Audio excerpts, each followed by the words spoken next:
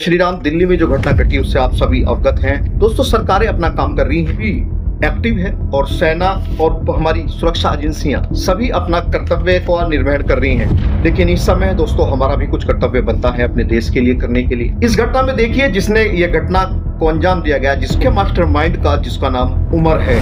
और इसके साथ साथ आपकी जानकारी में होगा कि फरीदाबाद, इससे पहले अहमदाबाद, लखनऊ में एक आतंकी महिला मिली है। इस बात को सोचना होगा, समझना होगा कि इस घटना को अंजाम देने वाले उनसे ज्यादा खतरनाक वो लोग हैं जो इनको सहयोग करते हैं। आप सोचिए कि कितना विस्फोटक सामान इकट्ठा मिला है। ये तीनों हमारे समाज के बीच ही डॉक्टर्स बन करके रह रहे थे। एक ही पैटर्न है, सब डॉक्टर्स हैं, एक ही समुदाय के हैं। कुछ लोगों को जब बहुत बुरा लग जाता है, जब हम कहते हैं आज तक के इतिहास में हर एक आतंकी मुसलमान ही हुआ है, लोगों को ये बुरा लगता है, सड़कों पर क्यों नहीं आते? वो उन लोगों की फांसी की सजा क्यों नहीं मांगते? वो ऐसे लोगों को अपने धर्म से धक्के देकर बाहर क्यों नहीं निकालते? रहते इस देश में हैं, खाते इस देश का है, लेकिन भाईचारा दिखाते हैं उन हरामखोरों का। ऐसे लोगों को भी चुनने की आवश्यकता है। मैं देश की जनता से कहना चाहता हूं कि आपके आसपास ही ये लोग रहते हैं। चंद पैसों के लालच में किराए पर कमरे दे देते हैं हम लोग। हम अपने देश से खिलवाड़ नहीं कर रहे हैं तो क्या करते हैं? बिना आईडी, बिना जांच के, बिना किसी चीज के, और किस लिए?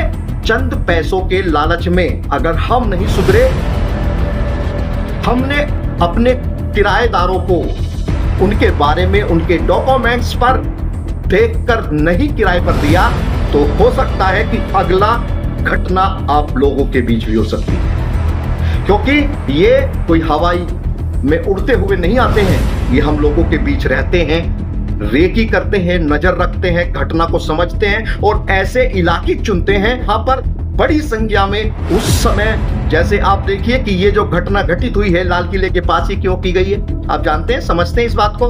वहां पर ही एक प्राचीन मंदिर है, इतनी चौक है, जहां पर लगभग हर शाम 2 लाख लोग हमेशा रहते हैं। वहां पर गुरुद्वारा है।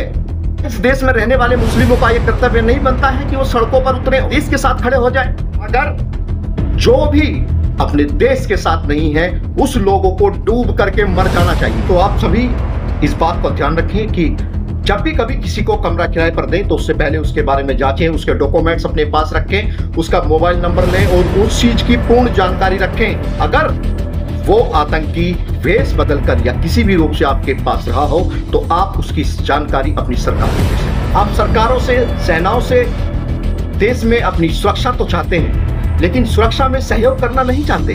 हम लोगों को भी एक्टिव होना।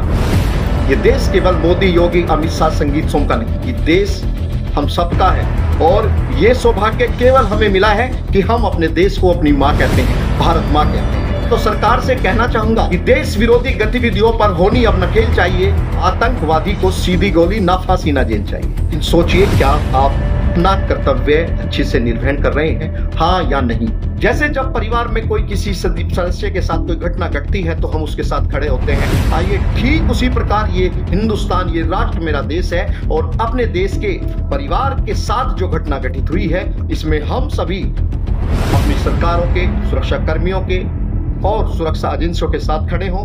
हमें विश्वास है अपनी सरकारों पर, क्योंकि आज का भारत घर में घुस के मानता है कि ये वोट की ताकत पाकिस्तान तक जड़ें हिला देती हैं।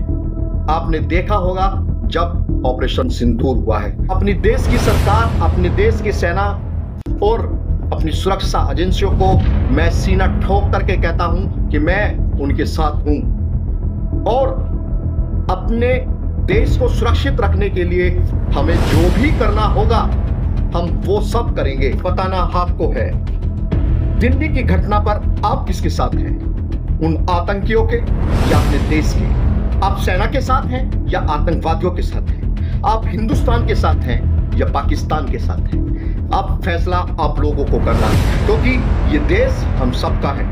तो आइए खड़े होइए अपनी सरकारों के साथ, आइए खड़े होइए अपनी सरकारों के साथ और बजाते हैं इन आतंकियों की अंत का बिगुल। जय हिंद, जय भारत। मैं आपका छोटा भाई सचिन कटीक और संगीत सोम जी का सेवक। जय हिंद। मुझे भारतीय होने का गर्व है।